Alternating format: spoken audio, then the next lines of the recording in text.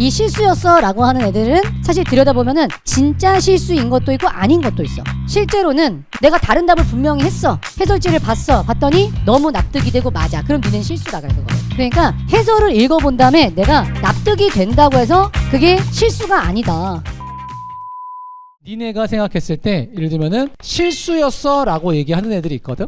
그런데 이 실수였어 라고 하는 애들은 사실 들여다보면은 진짜 실수인 것도 있고 아닌 것도 있어. 내가 진짜 실수를 얘기를 해볼게. 맞게 풀어놨어. 그런데 마킹할 때 다른데 마킹했어. 그거는 내가 실수로 인정을 합니다. 왜냐면은 실제 정답이 도출이 됐었으니까.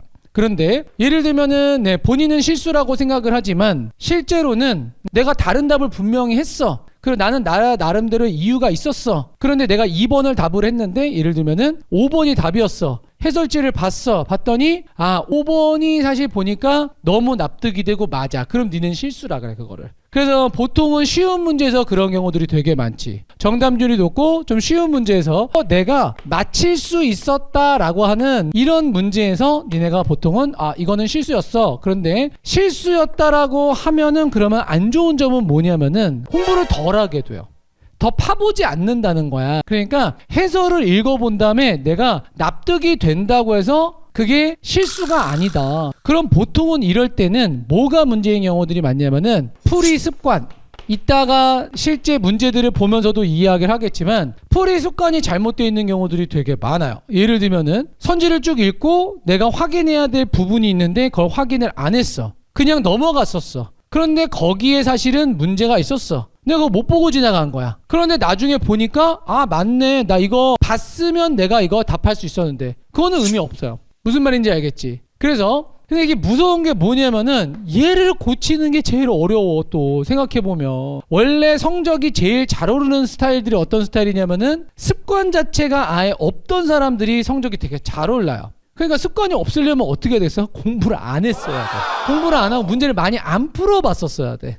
그런 사람들은 내가 이거는 이렇게 하고 이렇게 하고 이렇게 하는 거야. 풀이 과정들을 딱딱 찍어주면은 그대로만 움직여준단 말이야. 그러면은 오히려 나아. 그런데 계속 문제를 풀고 있는데 누적은 계속 돼가고 이제 경험치는 쌓이고 있는데 근데 습관이 막 안 고쳐져. 그러면은 요게 계속 고착화됩니다. 그러니까 결론은 뭐냐면 이런 거야. 실수였다라고 생각했던 문제가 있었어. 그런데 알고 보니까 그냥 이거는 내가 풀이 과정 자체가 좀 잘못된 거야. 그러니까 해설을 보고 이건 되게 쉬운 문제라고 생각이 들어도 그러면은 결국에는 이해하고 넘어가는 게 끝이 아니라는 거야. 그러면은 결국에는 풀이 과정을 어떻게 해봐야 되는 거야? 다시 다 찍어봐야 되는 거야.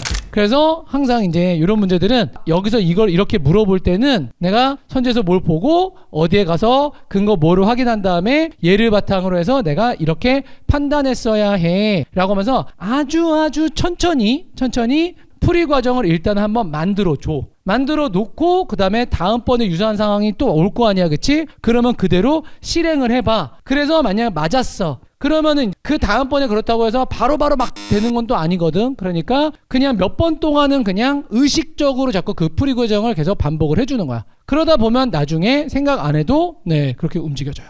무슨 말인지 알겠지? 그치? 그러니까 이게 고쳐지려면 뭐다? 처음에는 의식적인 움직임이 있어야 되고 의식적인 것을 계속 어떻게 해준다? 반복을 해준다. 반복을 해주다 보면 그러면은 어떻게 될 것이다? 체화가 될 것이다. 이거를 기억을 해주세요.